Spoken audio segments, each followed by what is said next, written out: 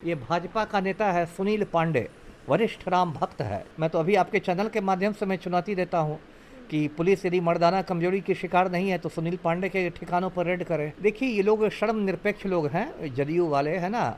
जैसे मैं धर्म निरपेक्ष हूँ, ये लोग शर्म निरपेक्ष हैं, शर्म हया छोड़ के राजनीति करते हैं। जाति फैक्टर भी होता है क्या? क्योंकि अनंत सिंह ये सबको बाहुबली कहा जा रहा है और कह रहे राजद वाले कि रितलाल यादव ये सब अपराधी हो गए। वो सब तो फैक्टर्स होता ही है। देखिए, आनंद मोहन को मतलब राजपूत लोग ऐसा हीरो बनाएंगे, लगेगा कि महाराणा प्रताप के बाद यही पैदा हुए हैं, और रीतलाल यादव को तुरंत क्रिमिनल क्रिमिनल बोलने लगेंगे। तो बिहार में तो ये एक फैक्टर है ही कि यदि कोई पिछड़ी जाति का रहे तो तुरंत उसको गुंडा मवाली कह दो, और कोई अगड़ी जाति का हो तो उसको रॉबिन हुड बना दो, हीरो बना दो। अभी तो रितलाल यादव को अपराधी ये सब कहा जाएगा। अगर वो भाजपा में शामिल हो जाते हैं तो क्या उनको भी नहीं, दूर? तब तो वो प्रखर राष्ट्रवादी हो जाएगा। हो सकता है राम मंदिर का पुजारी भी नियुक्त कर दिया जाए, क्योंकि भाजपा के पास तो वॉशिंग मशीन है। कल राजद के विधायक रितलाल यादव ने कोर्ट में सरेंडर कर दिया। वो लगातार कह रहे हैं कि उनको फंसाया जा रहा है। इन्हीं सब मुद्दों पे बातचीत करने के लिए हमारे साथ पूर्व आईपीएस अमिताभ दास जी, इनसे बातचीत करेंगे। सर, क्या लगता है रितलाल यादव को फंसाया जा रहा है? मुझे तो ऐसा नहीं लगता, क्योंकि रीतलाल यादव जो है दानापुर से राष्ट्रीय जनता दल का विधायक है, खूंखार क्रिमिनल है, अपराधी है, गुंडा मवाली है, और उसका लंबा चौड़ा आपराधिक इतिहास है, रंगदारी केसों का, हत्या का, अपहरण का, ये सब का। और अभी दिसंबर महीने में उसके करीबी की भी हत्या हुई है, दही गोप की भी। तो रीतलाल यादव का तो बाकायदा उस क्षेत्र में, उस इलाके में एक मतलब गिरोह चलता है, इसलिए फंसाने जैसी कोई बात नहीं है। हाँ, ये बात ज़रूर है कि रीतलाल यादव पर ज़्यादा फुर्ती से इसलिए एक्शन हुआ क्योंकि वो विपक्षी पार्टी का है, नहीं तो बिहार पुलिस शायद उतनी फुर्ती नहीं दिखाती। जैसे अनंत सिंह भी बहुत खूंखार माफिया डॉन है, लेकिन मुख्यमंत्री पलटू राम इसके चासी बन गए हैं, तो इसलिए अनंत सिंह पर कड़ाई नहीं होती। बेऊर जेल में भी अनंत सिंह को सभी सुविधाएं प्राप्त है, उसको मोबाइल की सुविधा प्राप्त है, वो अपने गिरोह का संचालन करता है, वो अपनी पत्नी नीलम देवी विधायक से मोबाइल पर बातचीत करता है, बेऊर जेल में कक्षपालों की पिटाई करवाता है। और इसके बावजूद प्रशासन अनंत सिंह को दिल्ली के तिहाड़ जेल नहीं भेज रहा है, क्योंकि जो मुख्यमंत्री हैं पलटू राम, वो खुद अनंत सिंह के गिरोह में शामिल हो चुके हैं। तो ये बात सही है कि रीतलाल यादव क्रिमिनल तो है ही, लेकिन शायद उस पर एक्शन नहीं होता यदि वो पलटू राम का करीबी होता तो। जी, जेडीयू वाले तो रितलाल यादव पे खुल के बोल रहे हैं, लेकिन अनंत सिंह पे खुल के नहीं बोलते हैं। देखिए, ये लोग शर्म निरपेक्ष लोग हैं, जदयू वाले है ना। जैसे मैं धर्म निरपेक्ष हूँ, ये लोग शर्म निरपेक्ष हैं, शर्म हया छोड़ के राजनीति करते हैं। अभी पूरा बिहार जान रहा है कि मुख्यमंत्री पलटू राम जो है वो अनंत सिंह के चपरासी हैं।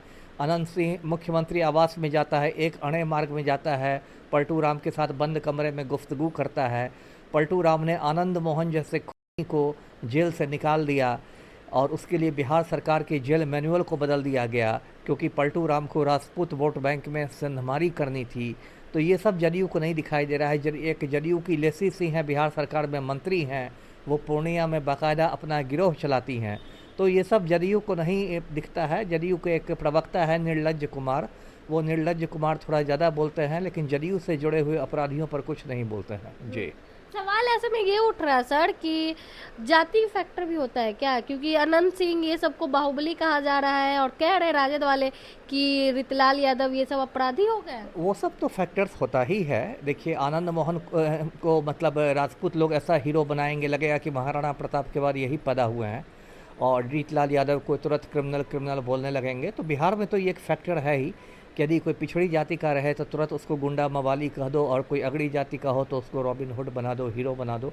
तो ये एक तो फैक्टर है ही, और कई बार पुलिस भी इस फैक्टर का शिकार होती है। जी, रितलाल यादव कह रहे हैं कि कोर्ट आने जाने के क्रम में मेरी हत्या भी हो सकती है, साजिश रची जा रही है। अब देखिए, एक बार जब आप मतलब कैदी हो गए तो आप जुडिशियल कस्टडी में हैं, न्यायिक अभिरक्षा में हैं, तो आपकी सुरक्षा का जिम्मा तो है ही, जो आपको एस्कॉर्ट करती है पुलिस वालों पर है।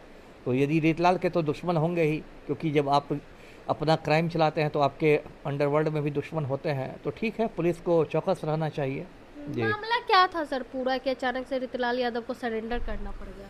नहीं, मामला तो ये था कि किसी बिल्डर ने शिकायत की थी रीतलाल यादव की कि ये मुझसे रंगदारी मांग रहा है, और उसके बाद फिर पुलिस ने रेड किया, और इतने कमांडो ने घेर लिया रीतलाल यादव के घर को, लगा कि ओसामा बिन लादेन के अड्डा को अमेरिकी कमांडो ने घेरा हो। और उसके बाद रीतलाल यादव के घर से मतलब नकद वगैरह मिले, फिर उस पर एफआईआर हुआ।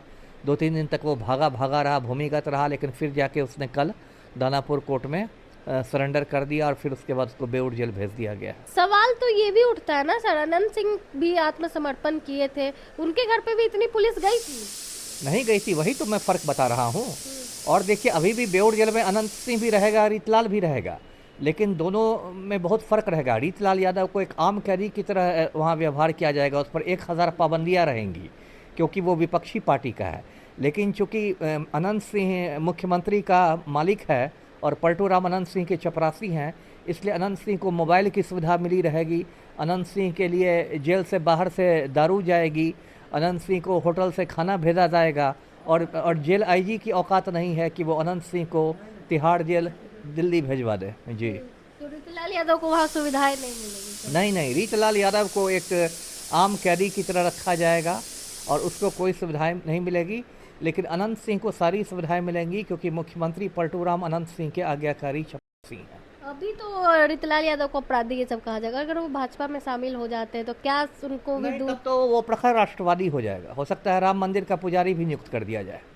जी, क्योंकि भाजपा के पास तो वॉशिंग मशीन है, तो कोई भी क्रिमिनल यदि जाता है भाजपा में तो वो धुल जाता है। एक मैं तस्वीर दिखाता हूँ, ये भाजपा का नेता है सुनील पांडे, वरिष्ठ राम भक्त है।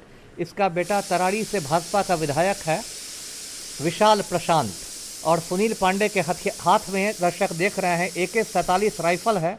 ये एक प्रतिबंधित हथियार है। फिल्म अभिनेता संजय दत्त के पास से AK-56 बरामद हुआ था तो मुन्ना भाई 4 बरस तक जेल में रहे थे। तो कायदे से सुनील पांडे को भी जेल में रहना चाहिए, AK-47 जब्त होना चाहिए। लेकिन बिहार के IAS और IPS मर्दाना कमजोरी के शिकार हो गए हैं, उनकी औकात नहीं है सुनील पांडे पर हाथ डालने की। जी, सत्ता पक्ष यानी इनके आगे नतमस्तक हो जाता है। बिल्कुल सत्ता पक्ष नतमस्तक है। बिहार सरकार का जो माननीय पर्यटन मंत्री है राजू सिंह है, वो हत्यारा है, खूनी है, कातिल है। राजू सिंह ने 1 जनवरी 2019 को दिल्ली में श्रीमती अर्चना गुप्ता की हत्या कर दी थी और उस पर दिल्ली पुलिस ने चार्जशीट किया है। दिल्ली के कोर्ट में सुनवाई शुरू हो चुकी है, आरोप गठित हो चुका है। लेकिन राजू सिंह जैसे हत्यारे को, खूनी को, भाजपा विधायक को बिहार सरकार में माननीय पर्यटन मंत्री बना दिया गया है। जी, जितनी जल्दी विपक्ष पे कार्रवाई होती उतनी जल्दी सत्ता नहीं तो पक्ष में होती। खुला दिख रहा है। सुनी, मैं तो अभी आपके चैनल के माध्यम से मैं चुनौती देता हूँ कि पुलिस यदि मर्दाना कमजोरी की शिकार नहीं है तो सुनील पांडे के ठिकानों पर रेड करे। जी, चलिए, बहुत बहुत धन्यवाद सर। रीतलाल यादव के मुद्दे को लेकर हमने सर से बातचीत की, आपने सुना सर ने क्या कुछ कहा। बाकी आप अपनी राय कमेंट बॉक्स में जरूर दें। धन्यवाद।